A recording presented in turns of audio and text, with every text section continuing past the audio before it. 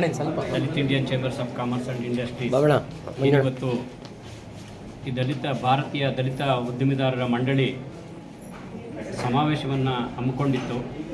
ನವ ಉದ್ಯಮಿಗಳನ್ನು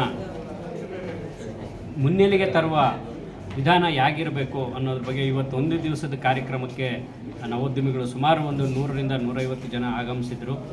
ಹಾಗೆಯೇ ಮುಂದಿನ ದಿನಗಳಲ್ಲಿ ಇವಾಗ 100 ಜನ ಇದ್ದಾರೆ ಉದ್ಯಮಿದಾರರು.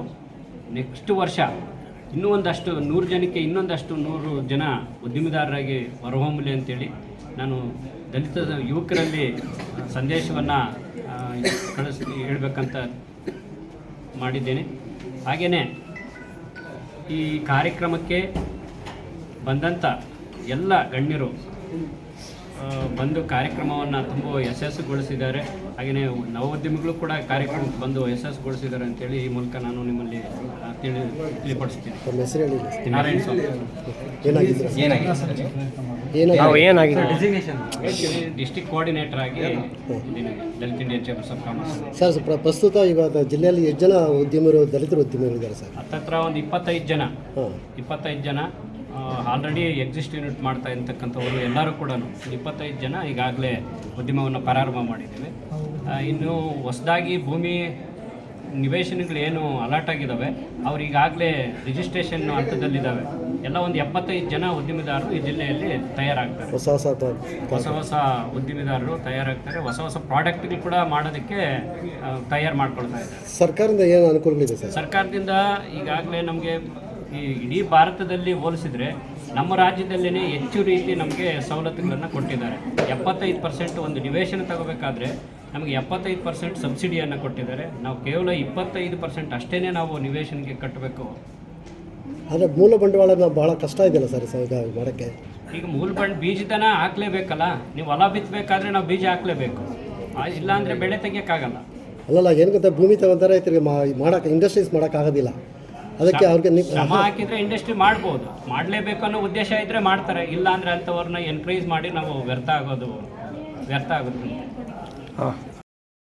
ಕೋಲಾರ ಜಿಲ್ಲಾ ದಲಿತ ಉದ್ಯಮಿದಾರರ ಸಮಾವೇಶ ಉದ್ದೇಶ ಏನಂದರೆ, ಇವತ್ತು ಇದುವರೆಗೂ ಕೂಡ ಈ ಜಿಲ್ಲೆಯಲ್ಲಿ ಏನು ನಿವೇಶನಗಳ ಹಂಚಿಕೆ ಆಗಿತ್ತು ಅದರಲ್ಲಿ ಬಹಳ ಜಾಗ ಇನ್ನೂ ಕೂಡ ಉಳಿಕೆ ಆಗಿದೆ. ಯಾರೂ ಕೂಡ ಅಪ್ಲಿಕೇಶನ್ ಹಾಕಿಲ್ಲ. ಒಂದು ಕಡೆ ಅದ ವಿಚಾರ ಆದರೆ, ಇನ್ನೊಂದು ಕಡೆ ಏನು ರಿಸರ್ವೇಷನ್ ಕೊಡಬೇಕಾಗಿತ್ತು ಅದರಲ್ಲಿ ಮೋಸ ಮಾಡಿದೆ ಅಧಿಕಾರಿಗಳು. ಅದಕ್ಕೆ ಮೊನ್ನೆ ತುರ್ತಾಗಿ ಅದೊಂದು ಮೀಟಿಂಗ್ ಮಾಡಿದಾಗ ಏನು ಇದುವರೆಗೂ ಕೂಡ ಜಾಗ ಮಂಜೂರಾಗಿದೆಯೋ ಆ ಜಾಗ ಎಷ್ಟು ಉಳಿಕೆ ಇದೆ ಅದು ಕೂಡ ಇವತ್ತು ಮಂಜೂರು ಆಗಬೇಕಂತ ಸರ್ಕಾರ ಆದೇಶ ಮಾಡಿದೆ. ಇದುವರೆಗೂ ಎಷ್ಟು ಜಾಗಗಳು ಮಂಜೂರಾಗಿರೋದ್ರಲ್ಲಿ ಉಳಿಕೆ ಎಷ್ಟಿದೆಯೋ ಎಲ್ಲ ಕೂಡ ಇವತ್ತು ರಿಸರ್ವೇಷನ್ ಆಗ್ತಾ ಇದೆ. ಅದಕ್ಕೆ ದಯವಿಟ್ಟು ಕೋಲಾರ ಜಿಲ್ಲೆಯಲ್ಲಿ ಎಲ್ಲ ಕೂಡ ಬುದ್ಧಿವಂತರು, ಎಲ್ಲ ನಿರುದ್ಯೋಗಿಗಳಿದ್ದಾರೆ ಇವತ್ತು. ಅದಕ್ಕೆಲ್ಲ ಕೂಡ ಈ ಸರ್ಕಾರದ ಸೌಲಭ್ಯಗಳನ್ನು ಬಳಸ್ಕೊಂಡು ಎಲ್ಲರೂ ಕೂಡ ಆರ್ಥಿಕವಾಗಿ ಸಬಲರಾಗಬೇಕು. ಮತ್ತು ಏನಿವತ್ತು ಅಂಬೇಡ್ಕರ್ ಸಾಹೇಬ್ರು ಹೇಳಿದ್ದಾರೆ, ಯಾವಾಗ ನಾವು ಆರ್ಥಿಕವಾಗಿ ಸಬಲರಾಗ್ತಿರೋ ಅವತ್ತೆಲ್ಲ ಕೂಡ ಈ ಜಾತಿ ವ್ಯವಸ್ಥೆ ಅಸಮಾನತೆ ಹೋಗಿ ಸಮಾನತೆ ಸಿಗಲಿ ಅಂದ್ಬಿಟ್ಟು ಬಯಸ್ತಾ ಇವತ್ತು ಈ ಸಮಾವೇಶ ಉದ್ದೇಶ. ದಲಿತ ಉದ್ದಿಮೆದಾರರ ಸಮಾವೇಶ ಅತ್ಯಂತ ಯಶಸ್ವಿಯಾಗಿ ಕೋಲಾರ ಜಿಲ್ಲೆಯಲ್ಲಿ ನಡೆದಿದೆ. ಇದು ರಾಜ್ಯದಾದ್ಯಂತ ಎಲ್ಲ ಜಿಲ್ಲೆಗಳಲ್ಲಿ ನಡೀಬೇಕು. ಏನು ಭೂಮಿ ಹಂಚಿಕೆಯಿಂದ ಹಿಡಿದು ಮೂಲ ಅಸ್ಪೃಶ್ಯರಿಗೆ ಮೋಸ ಆಗಿದೆ ಈ ಜಿಲ್ಲೆಯಲ್ಲಿ. ಇಲ್ಲೂ ಆಗಿದೆ, ಬೆಂಗಳೂರಲ್ಲೂ ಆಗಿದೆ. ರಾಜ್ಯದ ಬೇರೆ ಬೇರೆ ಜಿಲ್ಲೆಗಳು ಕೂಡ ಮೀಸಲಾತಿ ಸರಿಯಾಗಿ ಫಾಲೋ ಅಪ್ ಮಾಡಿಲ್ಲ. ಅಸ್ಪೃಶ್ಯರಲ್ಲೇ ಅಸ್ಪೃಶ್ಯರಿಗೆ ಜಾಸ್ತಿ ಮೀಸಲಾತಿಯನ್ನು ಪಡ್ಕೊತಾ ಇದ್ದಾರೆ.